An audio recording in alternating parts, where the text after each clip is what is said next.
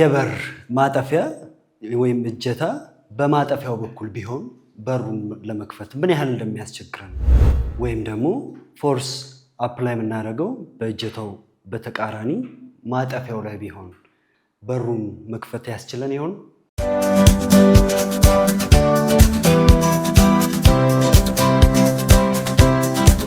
Temaribet, country.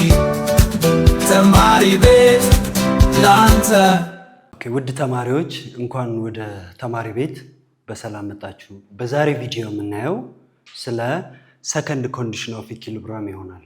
The first condition of equilibrium states about the net force that acted on the system. But here, second condition of equilibrium talks or states about turning effect of force. What is torque? Torque is a turning effect of force.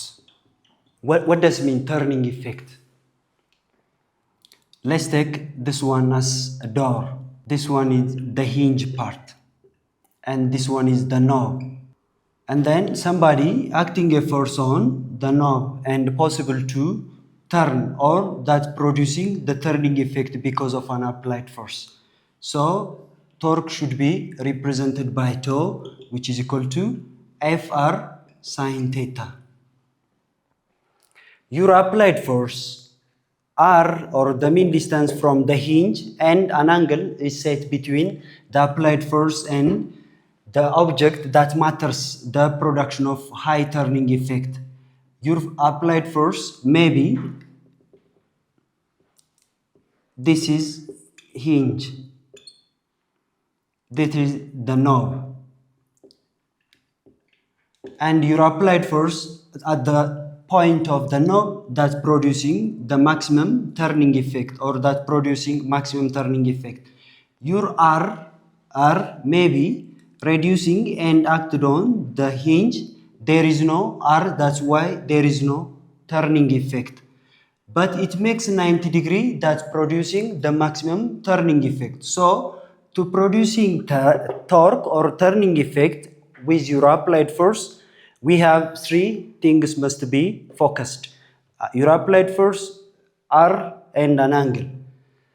If the force may be parallel to the door, its angle should become 0. So the whole product will become 0. That's why there is no turning effect.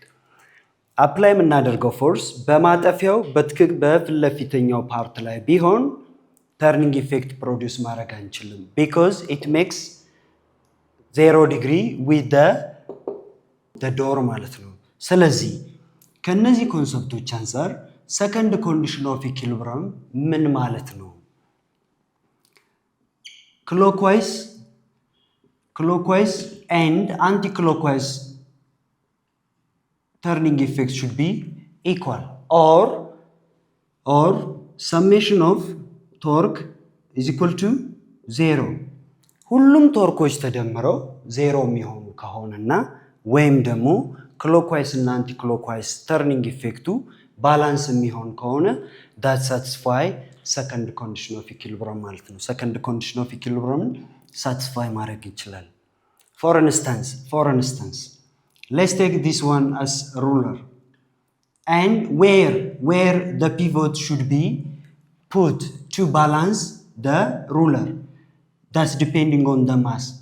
Someone, maybe there is an equilibrium mass, so distribution on the ruler, so someone acting a force, this is the pivot. The right and the left side of the ruler should be balanced, which means this one is anti-clockwise turning effect and this one is clockwise turning effect. So the anti-clockwise clockwise turning effect and anti-clockwise turning effect are balanced, that satisfy second condition. ይሄ ማለት ነው ሁሉም ነገሮች ሴንተሩ ላይ ፎርስ አፕላይ እስከተደረገ ድረስ ባላንስ ማድረግ ይችላል። if it is irregular ቢሆንስ፣ ይሄ ኦብጀክት irregular ሼፕ ቢኖረው የቱ ጋር ፎርስ አፕላይ ቢደረግ ባላንስ ማድረግ እንችላለን።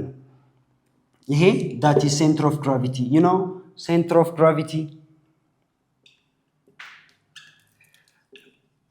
Center of gravity ማለት የማሱ gravitational force ፎከስ የሚያደርግበት ወይም ኮንሰንትሬት የሚያደርግበት ነው ሴንተር ኦፍ ግራቪቲ ሶ ይሄም ራይት ሳይድ ወይም ከዚህ ሳይድ እና ከዚህ ሳይድ ያሉ ተርኒንግ ኢፌክቶችን ምን ማድረግ እንችላለን በሴንተር ኦፍ ግራቪቲ ማድረስ ወይም መያዝ ከቻለ ባላንስ መሆን ይችላል ማለት ነው ሬጉላር ሼፕ ያላቸውና ኢሬጉላር ሼፕ ያላቸው ሲሆኑ ለምሳሌ ይሄንን ማቴሪያል እንውሰድ if it is regular it is possible to determine its center by crisscrossing this is the center of the material so at that point we acting a force it is possible to balance ማለት ነው ባላንስ ማድረግ እንችላለን ስለዚህ second condition of equilibrium ለማወቅ ወይም ለመረዳት beyond turning effect ፎርሱ አሩ አንግሉ ማተር ያደርጋል አሁን አንድ ኤግዛምፕል እንውሰድና a metric stick is balanced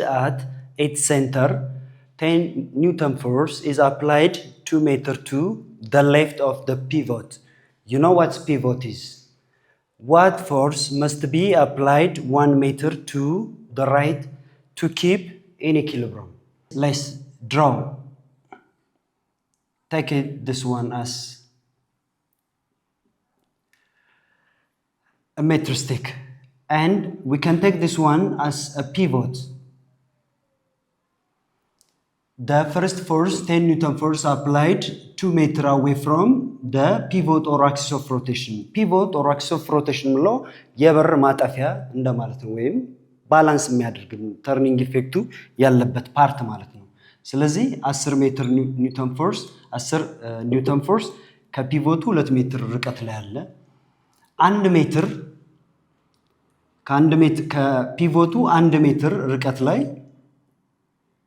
የሆነ ፎርስ አፕላይ ተደርጓል to balance 10 ኒውተን ፎርስ ይሄ አፕላይድ ፎርስ ስንት ነው ጥያቄው ይሄን ለመስራት ምናነጋው ምንድነው ቶርክ ክሎክዋይዝ ቶርኩ ከአንቲክሎክዋይዝ ቶርኩ ጋራ እኩል ማድረግ ነው ክሎክዋይዝ ቶርክ ስንል let's take this one as a clockwise torque that is force F1 multiplied by the distance between the applied force and the fulcrum or the pivot that is 1 meter which is equal to clockwise anticlockwise torque that is 10 newton force multiplied by the distance from the pivot or the fulcrum that is 2 meter F1 or 1m which is equal to 10 Newton multiplied by 2 meter over 1 meter.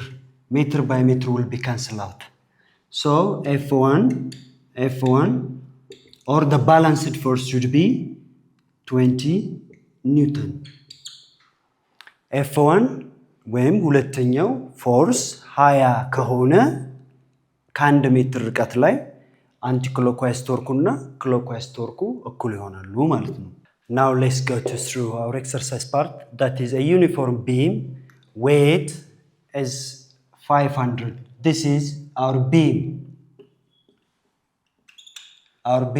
has 500 Newton and support is 350 Newton here we have a mass of 350 Newton hang on it object as shown on the figure what's our required is FA which is the force that supported upward FB the force that supported upward ይሄንን ልክ እንደ ድልድይ ብንወስደው የድልድዮቹ ሁለቱን ጫፎች ሰፖርት አድርገው እንደሚይዙልን መሃል ላይ የተንጠለጠለ 350 ኒውተን ፎርስ አፕላይ ተደረገበት ብለን እናስብ let me give you a minute for this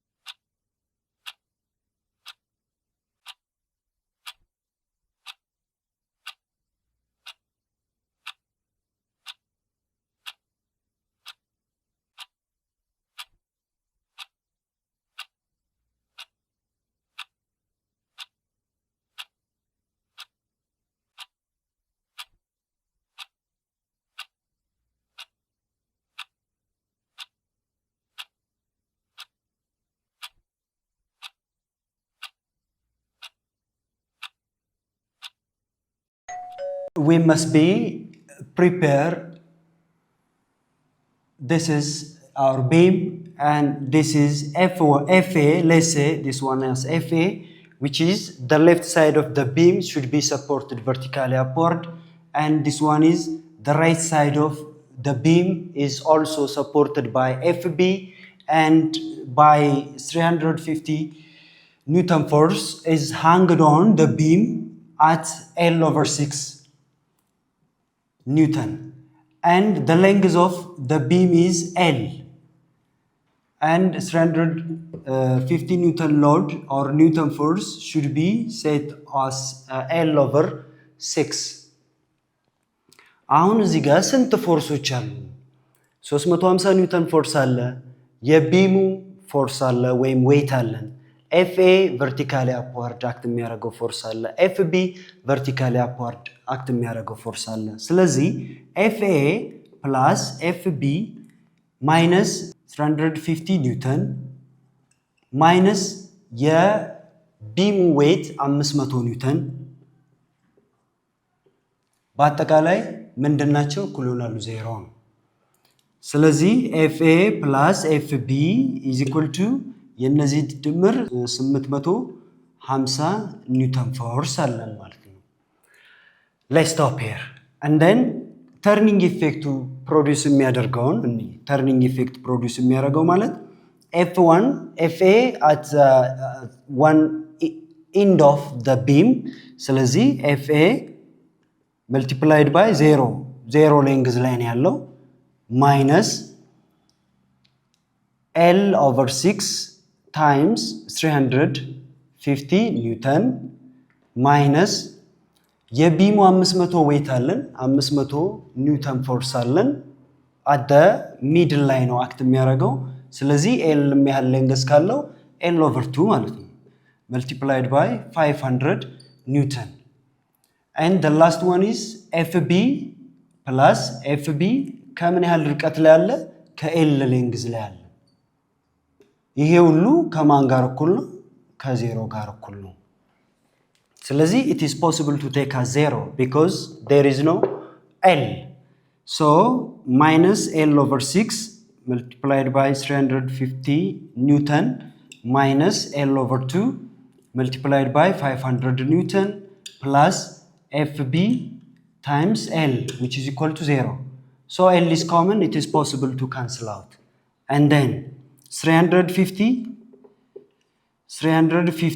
Newton divided by 6 plus 500 Newton over 2 plus FB is equal to 0. This one is minus and this one is minus. So let's add together. We can take L2 6 and 2 as common 6. FB is equal to, this is 6 is common for 6 and 350 plus that is 1500. 1500 plus this one 1850 over 6, which is equal to 380. This is our FB. So FB should be determined. It is possible to substitute here to get FA. So FA, that is the force that supported to the left side of the beam. The right side of the force that supported the beam is 380. How much force is supported? F1.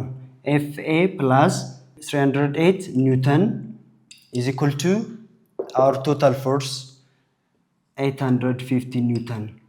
To determine FA, let's shift 308 to the right side. That is FA is equal to 850 Newton minus 308 Newton, which is equal to 542 Newton force.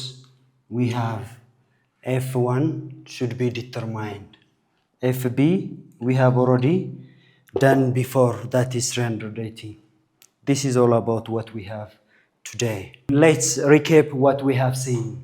Second condition of equilibrium mean summation of any torque or turning effect of force should be 0. ሁሉም ፎርሶች turning effecቶች ተደምረው 0 የሚሆኑ ከሆነ that is summation of torque which is equal to 0 or clockwise torque and anticlockwise torque ተቀናንሰው እኩል የሚመጡልን ከሆነ second condition of equilibrium satisfy ያደርግልናል። በርን መክፈት መዝጋት የምንችለው ፎርስ አፕላይ ስላደረግን ብቻ አይደለም። አፕላይ የምናደርግበት ፎርስ that matters ማለት ነው። ይህን ቪዲዮ እንደወደዳችሁ ተስፋ አድርጋለሁ። ሐሳብ አስተያየት ካላችሁ ኮሜንት ላይ አስቀምጡ። የተማሪ ቤት የሶሻል ሚዲያ የፌስቡክ፣ ቴሌግራም፣ ቲክቶክ፣ ዩቲዩብ ተቀላቀሉ።